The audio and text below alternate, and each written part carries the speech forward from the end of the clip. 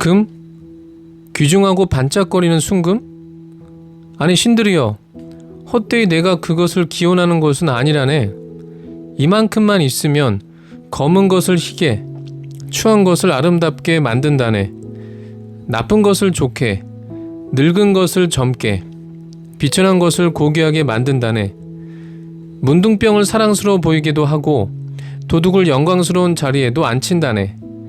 그리고 원로원 회의에서 도둑에게 자기와 괴배와 권세까지 부여한다네.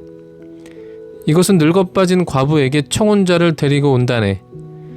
양로원에서 상처로 인해서 심하게 굶고 있던 그 과부가 메스꺼움을 떨쳐버리고 향수를 뒤집어 쓰고 젊어져 5월의 청춘이 되어 청혼한 남자에게 간다네.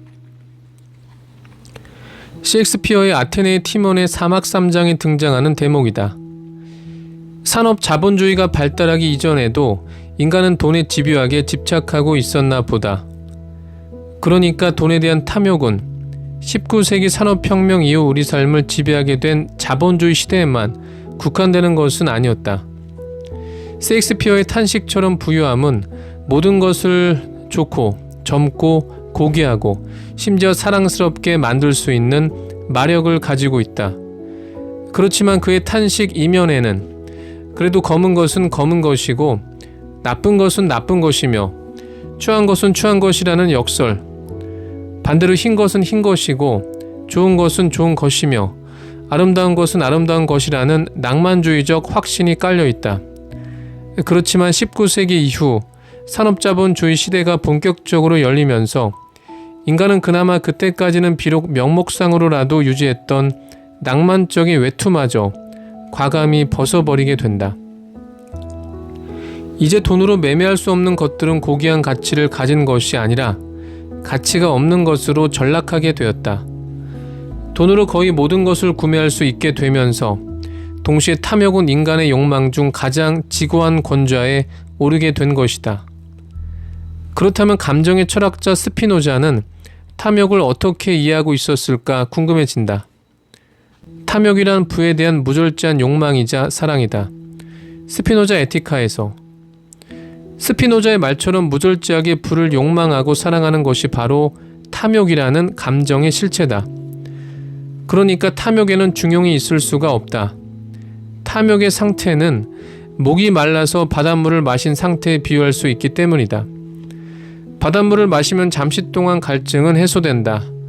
그렇지만 얼마 지나지 않아서 과거보다 더 강한 갈증이 찾아오게 된다. 불교에서는 갈애라는 말이 있다. 목이 마르는 애착이라는 뜻이다. 마실수록 더 마시게 되는 밑도 끝도 없이 치명적으로 중독된 욕망이 바로 갈애이자 탐욕인 셈이다.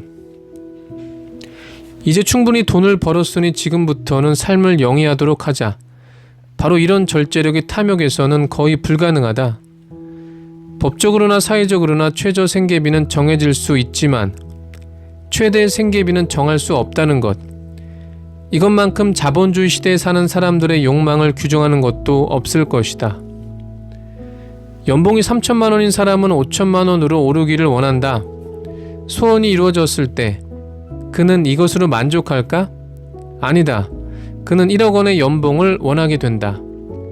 돈은 죽은 뒤에 천국과도 같은 막연한 행복을 약속하는 것이 아니다. 살아있는 바로 이 순간, 돈은 우리에게 지상의 쾌락을 약속하기 때문이다. 일확천금의 돈이 갑자기 들어왔을 때 행복에 대한 우리의 상상력은 극도로 커지게 된다. 크루즈 여행을 가야지. 그리고 람보르기니를 살 거야. 애인도 바꿔야 되지 않을까? 그 애는 이 돈에 어울리지 않아. 어쩌면 내 돈을 함께 쓰려고 덤벼들 거야. 얼마나 행복한 현실인가. 그래서 이렇게 말해도 좋을 것 같다.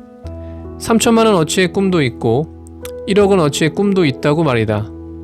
그러니 100억 원의 꿈을 꿀 수 있는 사람은 얼마나 행복하겠는가. 지금 눈에 보이는 것뿐만 아니라 미래의 집, 미래의 음식, 그리고 미래의 연인을 모두 돈으로 살 수 있다고 믿고 있는데 어떻게 우리가 돈에 대한 탐욕에서 쉽게 벗어날 수 있겠는가 말이다. 끝내 그 무절제함으로 인해서 탐욕은 우리의 삶을 파괴하고 말 것이다. 20세기 위대한 작가 스콧 피츠제럴드가 위대한 개츠비에서 포착하고자 했던 것도 바로 이것이다. 개츠비가 딱딱하게 굳은 표정으로 나를 돌아봤다. 이 집에서는 아무것도 할 수 없어요, 형씨. 데이지의 목소리에는 신중함이 없어요. 그의 목소리에는 뭔가 가득. 나는 머뭇거렸다. 데이지의 목소리는 돈으로 가득 차 있어요. 갑자기 개츠비가 말했다. 바로 그것이었다. 전에는 그걸 미처 깨닫지 못했던 것이다. 데이지의 목소리는 돈으로 가득 차 있었다. 그 안에서 높아졌다 낮아졌다는 끝없는 매력, 그 딸랑거리는 소리, 그 심벌지 같은 노랫소리, 하얀 궁전 속 저 높은 곳의 공주님이, 그 황금의 아가씨가. 지금 방금 우리는 위대한 개츠비에서 탐욕과 관련하여 셰익스피어의 대사와 함께 영원히 기억될 만큼 가장 인상적인 구절을 읽었다. 표면적으로 소설의 줄거리는 사랑과 결혼을 둘러싼 진부한 멜로드라마처럼 진행되고 있다. 그렇지만 이 소설에서 부와 관련된 인간의 탐욕을 파악하지 못한다면 우리는 피츠제럴드의 소설을 읽어도 읽었다고 할 수 없을 것이다. 위대한 개츠비의 주인공은 4명으로 압축된다. 딕이라고 불리는 소설의 화자 나. 5년 동안 엄청난 부를 축적하고 옛 여인을 찾아온 개츠비. 개츠비의 옛 애인이자 지금은 남편을 가진 아직도 매혹적인 여인 데이지. 그리고 마지막으로 엄청난 재산을 무기로 데이지의 남편으로 낙점받는데 성공한 톰. 그런데 개츠비가 다시 등장하면서 데이지의 마음은 톰과 개츠비 사이에서 갈등하고 고민하게 된다.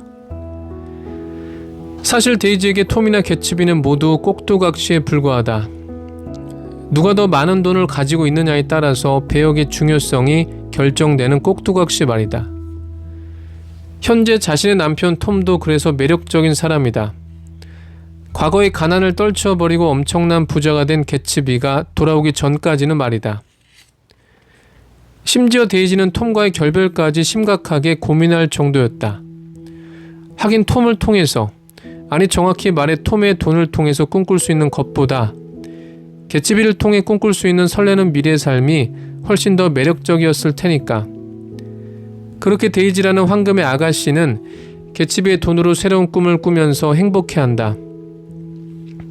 높아졌다 낮아졌다는 끝없는 매력, 그 딸랑거리는 소리, 그 심벌지 같은 노랫소리는 데이지의 마음이자 동시에 그녀를 사로잡고 있는 돈의 노래이기도 하다. 소설 전편을 통해 톰과 개츠비 사이에서 왔다 갔다 하는 데이지의 고뇌는 만족을 모르는 그녀 자신의 탐욕을 개츠비가 충족시켜 줄 수 있을 것이라 생각했기 때문에 발생한 것이다. 사랑의 고뇌 이면에는 탐욕의 고뇌가 또다리를 틀고 있었던 것이다. 데이지의 마음이 흔들리고 있을 때 이것을 눈치챈 톰은 개츠비의 재산 형성 과정이 불법적이어서 그의 부유함은 언제 무너질지 모르는 사상 누각과도 같다고 폭로한다. 그래서 바로 이 순간이 데이지가 개츠비가 아니라 다시 톰을 선택하는 결정적인 계기가 된다. 참으로 흥미롭기 그지없다. 개츠비가 데이지의 탐욕을 간파했던 것처럼 톰도 아내의 본성을 정확하게 간파하고 있었으니 말이다. 그런데 실은 5년 전 가난한 장교 신분으로 개츠비가 데이지를 사랑했던 것도 바로 그녀의 부유함이 뿜어내는 환상 때문이었다는 점을 놓쳐서는 안 된다. 당시 개츠비는 데이지를 얻으면 그녀의 부유함이 가져다주는 달콤한 결실을 모두 가질 수 있을 것이라 생각했던 것이다. 데이지는 그가 난생 처음으로 알게 된 우아한 여자였다. 그는 온갖 숨겨진 능력을 발휘해 그런 부류의 사람들과 만나긴 했지만 그들과의 사이에는 언제나 눈에 보이지 않는 가시철조망이 가로놓여 있었다.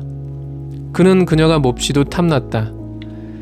결국 개츠비의 사랑도 탐욕에서 출발했던 셈이다.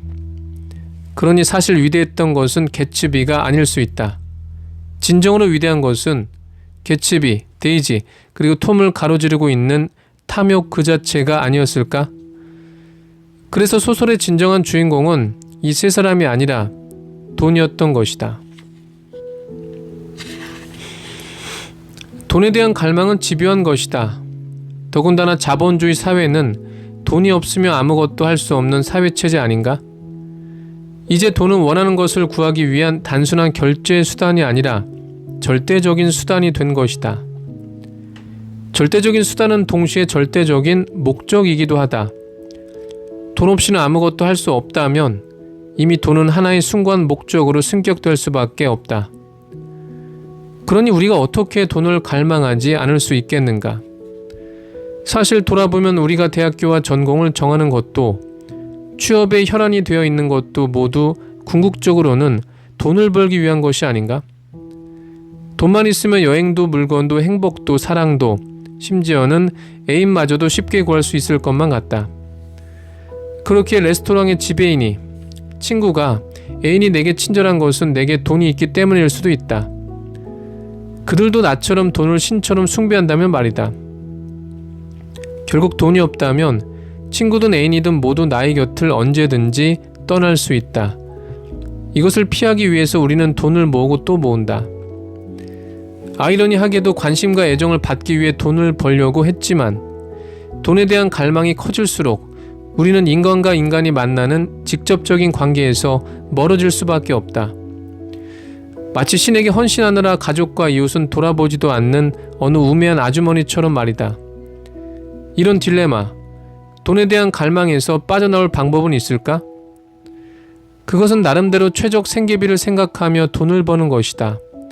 돈을 목적의 자리가 아니라 원래 자리, 그러니까 수단의 자리로 만들려면 이 방법밖에 없다. 돈은 여행을 가려고, 맛있는 음식을 먹으려고, 혹은 멋진 옷을 사기 위한 수단이다. 그리고 돈은 또한 사랑하는 사람들 사이의 관계를 부드럽게 해주는 윤활유다. 바로 이것이다. 돈에 대한 갈망에서 벗어나는 유일한 방법은 있다. 최적 생계비를 계산하고 그것을 삶에 관철하는 것이다. 됐어. 이 정도면 됐어. 이제 삶과 사랑을 향유해야지. 갈망에서 자유로워지는 첫걸음은 이렇게 내딛는 것이다.